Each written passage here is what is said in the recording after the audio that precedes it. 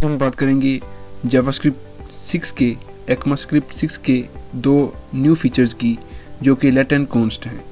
ये दोनों let and const variable types declare करने के लिए इस्तेमाल किए जाते हैं। पहले हमारे पास var था जो कि ग्लोबली यूज़ किया जाता था, लेकिन अब लेट एंड कॉन्स्ट है। सो अब जो न्यू फीचर्स हैं ये दो, तो ऑनवर्ड ECMAScript के जो डेवलपर्स हैं वो इन्हीं दोनों को यूज़ करने को प्रेफर करते हैं बजाय var यूज़ करने के, क्योंकि var का स्कोप ग्लोबल होता है और ये विंडो के साथ अटैच हो जाता है। अगर आप कोई भी वेरिएबल डिक्लेयर करके var के साथ उसे विंडो डॉट वेरिएबल को कंसोल करें तो आपको वो विंडो के साथ अटैच मिलेगा, तो वो विंडो लेवल पे जाके डिस्टर्बेंस पैदा करता है। So developers let and const use करने को अब प्रेफर करते हैं। सो इन दोनों के बारे में थोड़ा देखते हैं कि ये क्या है।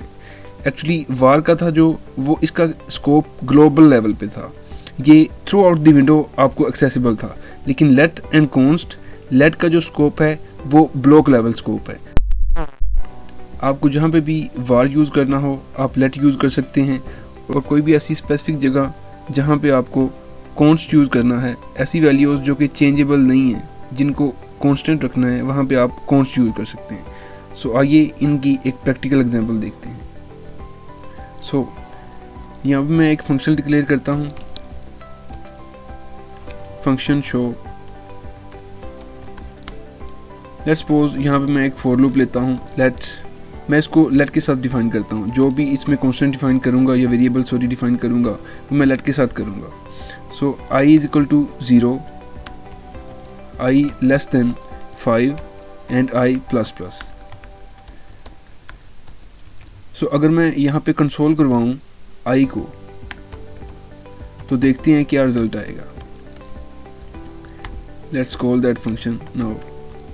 सो यहाँ पे अगर रन करवाया जाए इस फंक्शन को और i को कंसोल करवाऊँ, तो ये प्रॉपर 0 से लेके 4 तक रन हो रहा है, अपनी आउटपुट कंसोल करवा रहा है। लेकिन अगर मैं इस i को यहाँ पे कंसोल करूँ, कंसोल डॉट लॉग i, तो देखते हैं क्या आउटपुट आती है। तो यहाँ पे ये i इज़ नॉट डिफाइंड का एरर दे रहा है, क्योंकि लेट के साथ जो भी वेरिएबल डिफाइन किया जाता है उसका स्कोप लोकल लेवल पे होता है, ब्लॉक लेवल पे होता है, ना कि ग्लोबल लेवल पे होता है। सो इसीलिए i यहाँ पे एरर दे रहा है हमें कि i is not defined. i defined ही नहीं है, i is not undefined. Undefined उसने नहीं कहा, उसने कहा नॉट डिफाइंड, वो डिफाइन ही नहीं किया गया, उसे मिल ही नहीं रहा। एक चीज़ होती है डिक्लेरेशन, वेरिएबल डिक्लेरेशन, और एक चीज़ होती है वेरिएबल अनडेफिनेशन। सो हम इन दोनों का भी आगे चल के फ़र्क देखते हैं। लिहाजा जहाँ पे भी आपको ब्लॉक लेवल में वेरिएबल चाहिए हो आप लेट के साथ वेरिएबल डिक्लेयर कर सकते हैं, और जहाँ पे आपको ग्लोबल लेवल पे चाहिए हो आप var यूज़ कर सकते हैं, लेकिन var को ज़्यादा अप्रिशिएट नहीं किया जाता आगे। सो लेट्स सपोज यहाँ पे हम var के साथ i को डिक्लेयर करके देखते हैं। सो आउटपुट देखते हैं, आउटपुट क्या आती है इसकी। सो यहाँ पे हमें 5 मिल रहा है, और नीचे ये जो 4 तक आउटपुट आ रही है वो इस फॉर लूप के थ्रू आ रही है, क्योंकि i इज़ लेस देन 5। सो यहाँ पे लूप ब्रेक हो जाएगा और 5 प्रिंट नहीं होगा लूप में।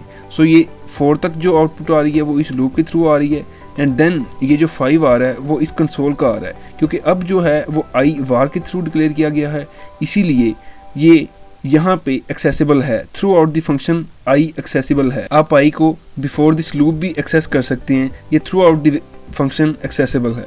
सो अगर आप इसको लेट के थ्रू डिफाइन करते हैं देन आपको ये एरर थ्रू करेगा, क्योंकि लेट के थ्रू डिफाइन किए जाने वाले तमाम वेरिएबल्स का स्कोप ब्लॉक लेवल स्कोप होता है, और ये किसी भी लूप का या इफ़ कंडीशन का स्कोप जो होता है वो ब्लॉक लेवल स्कोप होता है। सो दोस्तों ये तो हो गया लेट के थ्रू वेरिएबल्स का स्कोप और वेरिएबल डेफिनेशन। अब हम देखते हैं कॉन्स्ट को।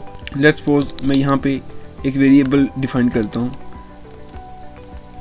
सो अगर हम इसको यहाँ पे एक्सेस करें कंसोल डॉट लॉग एप्पल, तो ये हमें एप्पल कंसोल करवाएगा, क्योंकि ये कॉन्स्ट फंक्शन से ऊपर डिफाइन किया गया है, और जब हमने इसको फंक्शन के अंदर यूज़ किया तो इसने एप्पल कंसोल करवा दिया, क्योंकि कॉन्स्ट वेरिएबल का स्कोप ब्लॉक लेवल स्कोप नहीं होता।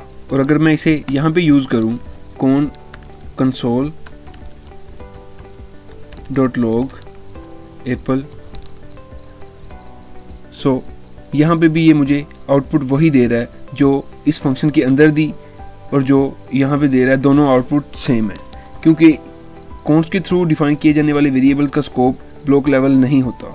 सो दोस्तों, लेट और कॉन्स्ट के थ्रू डिफाइन किए जाने वाले वेरिएबल्स में सिर्फ इतना ही अंतर है कि लेट के थ्रू डिफाइन किए जाने वाले वेरिएबल्स का स्कोप ब्लॉक लेवल होता है और कॉन्स्ट के थ्रू जो वेरिएबल हम डिक्लेयर करते हैं उनका स्कोप तो ब्लॉक लेवल नहीं होता, लेकिन उनको असाइन की जाने वाली वैल्यूज़ आप जो एक दफ़ा असाइन कर देते हैं वो चेंज नहीं की जा सकती। सो लेट्स सपोज मैं एप्पल की वैल्यू यहाँ चेंज करने की कोशिश करता हूँ। हम एप्पल को मैंगो वैल्यू असाइन करते हैं और देखते हैं कंसोल में क्या आता है। सो फ्रेंड्स, यहाँ पे असाइनमेंट टू कॉन्स्टेंट वेरिएबल उसने टाइप एरर दे दिया है कि आप कॉन्स्ट को वैल्यू दोबारा से असाइन नहीं कर सकते।